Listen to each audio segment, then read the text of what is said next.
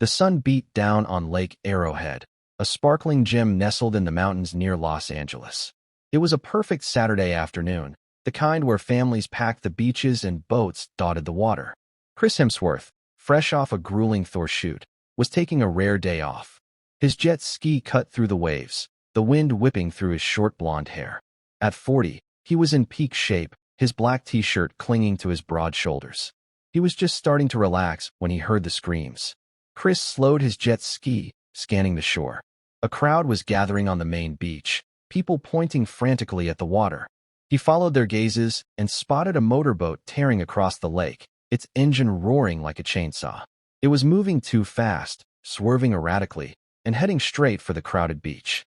Kids were splashing in the shallows, oblivious to the danger. A woman's voice carried over the water. "There's no one steering it. My husband's on that boat." His pulse kicked up. Chris had played heroes in movies, but this was no set. No stunt coordinators, no safety nets. He gunned the jet ski's throttle, the engine roaring as he sped toward the runaway boat. The crowd's shouts grew louder, mixed with the wail of a lifeguard's whistle. He could see the boat clearly now, a sleek white vessel, maybe 20 feet long, its bow slicing through the water. It was less than a minute from the beach. He had to act fast. Chris leaned into the jet ski, water spraying around him. He trained for action roles, so he knew how to stay calm under pressure. The boat was maybe 200 yards out, and he was closing the gap. He glanced at the beach. Parents were scrambling to pull kids from the water, but some were too far out. A lifeguard was sprinting toward a rescue board, but there wasn't enough time. Chris set his jaw. He'd have to board that boat himself.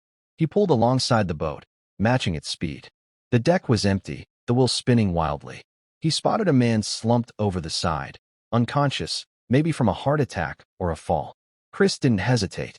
He tied his jet ski to the boat's railing with a quick knot, the kind he'd learned for a sailing scene years ago.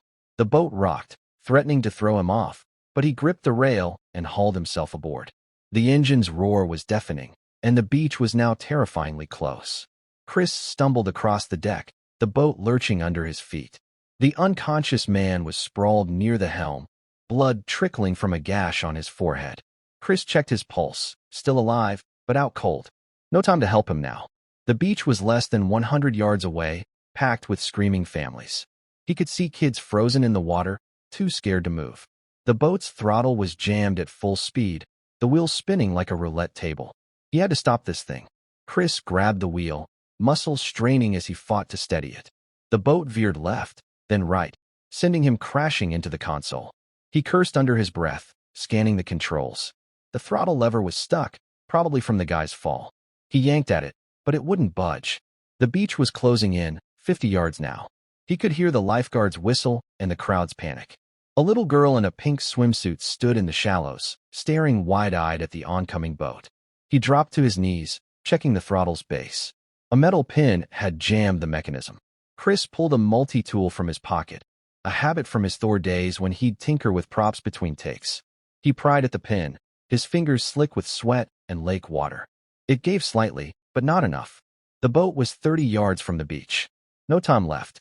He slammed his fist down on the pin, using every ounce of strength. It popped free, and he yanked the throttle back to neutral. The engine's roar died, but the boat was still coasting, carried by momentum. Chris spun the wheel hard, aiming the bow away from the beach toward open water. The boat skidded, tilting dangerously, but it turned just enough. It glided to a stop 10 yards from the shore, the hull brushing the sandy bottom.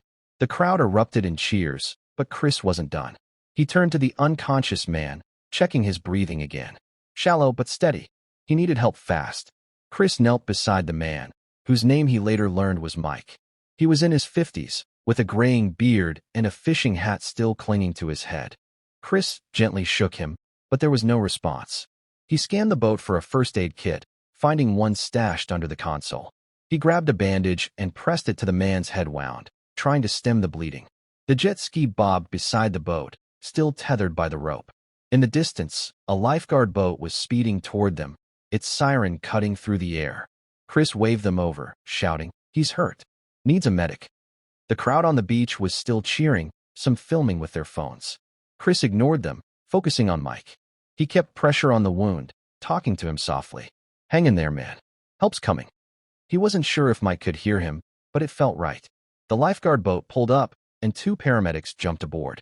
They took over, checking Mike's vitals and radioing for a stretcher. "You stopped this thing just in time," one of them said, glancing at the beach. "Would have been a disaster." Chris just nodded, stepping back to let them work. His t-shirt was soaked with water and sweat, his hands shaking from adrenaline.